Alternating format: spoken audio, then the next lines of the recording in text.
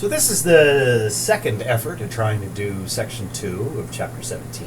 We'll be talking about psychoanalysis and humanistic theories. If I seem grouchy, it's because I went through this once before, got interrupted, and then the file got lost. So, psychoanalysis, as you may recall, is pretty much Freud's theory of human development and the fact that our problems tend to be hidden in our unconscious. So his method of therapy involves trying to tap into the unconscious. If you look at page 494, you've got the definition of psychoanalysis. I'm going to assume you can read.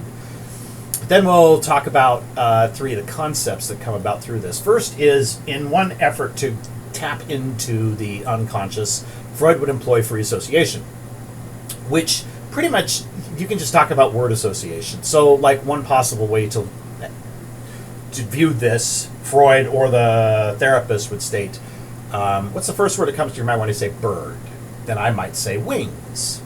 Okay, then you go with the next thing that comes along with that. So if I think about wings, I then think about Paul McCartney and Wings, because Paul McCartney had a band in the 70s called Wings that I was a big fan of. And then if I think about Wings, then I think about the Beatles. Then if I think about Beatles, I think about A Day in the Life. And if I think about A Day in the Life, I think about bass guitar. And if I think about bass guitar, I think about Geddy Lee. And you see how this can go in any direction. Freud would do this sort of thing, thinking that it might occasionally give glimpses into the unconscious. Okay, another means of doing this would be dream analysis. So Freud would have his clients, he called them patients, he'd have his patients keep a dream journal, and the patient would simply write down what happened in the dream. Now, what happened in the dream itself, that'd be this thing called manifest content, what was actually reported. So for instance, a dream we've talked about that is not uncommon for people to have would be that you're in some form of public space and you're in a compromising position, like you're in your underwear or you're naked, even worse. You realize the state you're in. Right now, no one else in the dream realizes the state you're in, and that's the state of anxiety in which you typically wake up. My version of this dream is slightly different. When I have this sort of dream, I'm on stage, and either the curtain is about to go up or I'm in a scene where I know I have to deliver a bunch of lines, but I don't know what the lines are. It's not even a case of me forgetting the lines. I don't know. I don't know the lines. I don't know the blocking. I don't know how I'm supposed to act. I don't know the name of I don't even know the play. And I'm suddenly supposed to do this in front of people. Now that'd be the manifest content, what actually happened in the dream. The latent content would be what's the hidden meaning of it. For instance, in my particular case, the theater dream, I tend to have these sorts of things when I have some type of goal or expectation that is placed upon me and it is coming up in the near future. And I have this underlying fear that I'm not ready for it. So ultimately the theater dream is kind of like a stress dream. And that's what Freud would say is going on. You know, I've got the latent content is simply I'm stressed about this thing that I have to do in public. Okay. So it's free association, there's dream analysis, and then finally there's a concept of transference.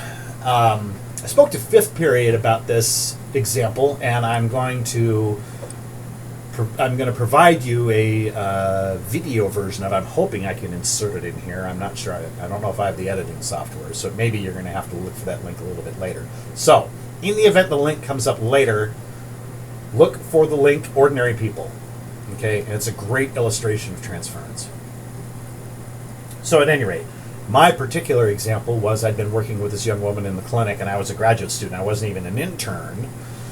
And she was showing some transference. Now, if you look at the definition of transference on page 495, the process experienced by the patient or a feeling towards an analyst or therapist, the way he or she feels or felt towards some other important figure in his or her life.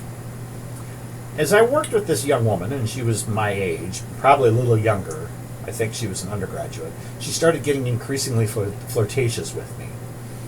And it showed as physical flirtation. She started dressing more suggestively. She'd started to show cleavage. And I was getting more and more uncomfortable with this. And finally, in one particular session, she curled up in her chair. She put her legs, underneath her and made it quite clear that she wasn't wearing any underwear that day. I then went to my clinical supervisor and said, I can't keep working with this young woman. There's a problem. And he goes, yeah, it's classic transference. I said, what? He goes, yeah, can't you see this? She's literally, she's transferring onto you her feelings for her father. And I'm going, what?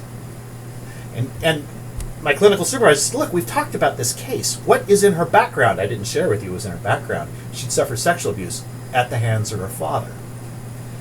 She is accustomed to dealing with both figures of authority and sympathetic figures, because apparently she and her dad were fairly close. And I'm not talking in a sexual way, just in the sense of, she confided in him. She would deal with figures of authority, and she would deal with figures that would provide her sympathy in a sexual fashion, because that's all she knew, because that's what she learned from her dad. And so when she was working with me as a therapist, as a sympathetic figure, as an authority figure, she started dealing with me as she would deal with those figures in a sexual fashion. And I told my clinical supervisor, I can't deal with this. And my supervisor said, no, you're a graduate student. You shouldn't have to deal with this. And we actually handed her off to a female therapist.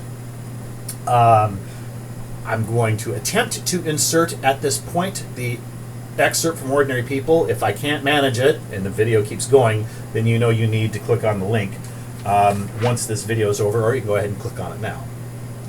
So actually, let's assume that that's the way things go. We'll pause here. You can watch it, and then we'll be back. And then the pause is over. So now we're on to humanistic therapy. Again, this is to help people reach their full, unique potential. If you think of Maslow, like becoming self-actualized, okay? Now, this focuses on what's called client-centered therapy. In psychoanalysis, the analyst is in charge of the therapy. The analyst runs things. The analyst tells the client or patient what stories to tell and what they're going to work on. In humanistic therapy, it's completely reversed. The therapist is much more passive, and the client kind of directs things. The most directive a therapist would be in client-centered therapy. In humanistic therapy, say, what do you want to talk about today? And if they say, I don't know what to talk about, the therapist might be able to say, well, last week we talked about this subject or that subject. Is that something you'd like to talk about? But it's entirely up to the client. The therapist does not get to drive it.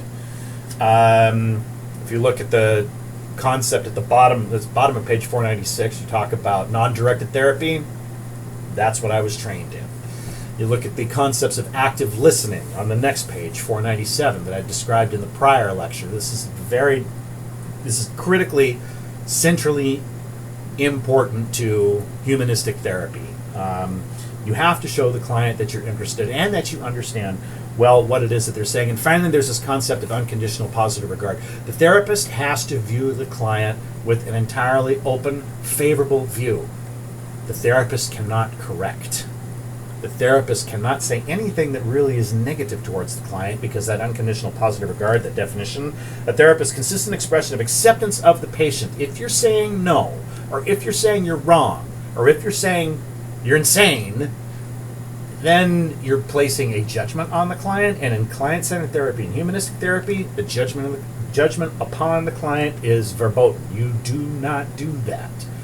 And I know we've talked about this before. You guys look at me and say, how the heck can Powers possibly do this sort of thing? Hey, I passed my classes. And in all honesty, when I engage in therapy even now, I still can use these practices. It is also true that if I find a client doing something that I think is insane, I'm going to let them know.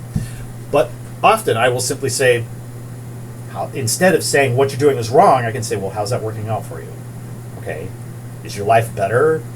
Is it working well for you based on the decisions you've made? And usually a client, typically, not all the time, typically a client is able to recognize it's like, well, yeah, that actually isn't working so well. So as goofy as it sounds, as insane as it sounds, that I actually did this sort of thing, yeah, it actually can work. In fairness, getting back to section 1 very briefly, I would also work as an eclectic therapist. I would pick and choose from any number of different skill sets. Typically, humanistic, behavioral, and cognitive behavioral are pretty much my favorites when I'm working as a therapist. And granted, I don't work as a therapist terribly often. I prefer being a teacher. That'll be it for section 2. If you did not get an opportunity because of video or decide not to pause to see that Ordinary People outtake regarding transference, I urge you to watch it after this. And that's it. Have a good day.